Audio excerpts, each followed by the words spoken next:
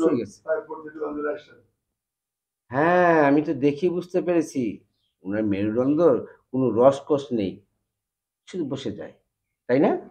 জি doctor সাহেব, বইসা যায় কথা ঠিক আছে, কিন্তু এখন কি হ্যাঁ কি কোনো রস আনার কোনো ব্যবস্থা আছে, নাকি অন্য কোনো সিস্টেম ব্যবহার করতে হইব? এখন তো উনি এক্সপায়ার ডেট, মানে ডেট ফেল, আর কোনো রসকস আসবে না। যদি রসকস দিতে হয় তাহলে আমরা আপনাকে দিয়ে দেব, তাহলে বাচ্চা হয়ে যাবে। ডাক্তার সাহেব, যদি হ্যাঁ রসকস না হয়, হ্যাঁ, তাহলে হ্যাঁ লোকে সংসার কেমনে করুম? আর যেহেতু আপনি কইছেন রসকস দেওয়ার ব্যবস্থা আছে, তাহলে যদি একটু দিয়ে দিতেন। শুনেন, সংসার করেন, কোনো অসুবিধা নেই, একটা সংসার ভাঙা ভালো না। ওই স্বামীকে নিয়ে করুন। আর রসকসের ব্যাপারটা আমরা ডাক্তার আছি না, ঠিক আছে? আপনাকে দিয়ে দেব।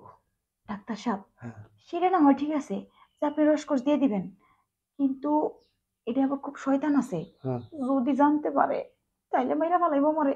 কোনো টের পাবে না। উনার রক্ত আমি নিয়ে আজকে রেখে দেব।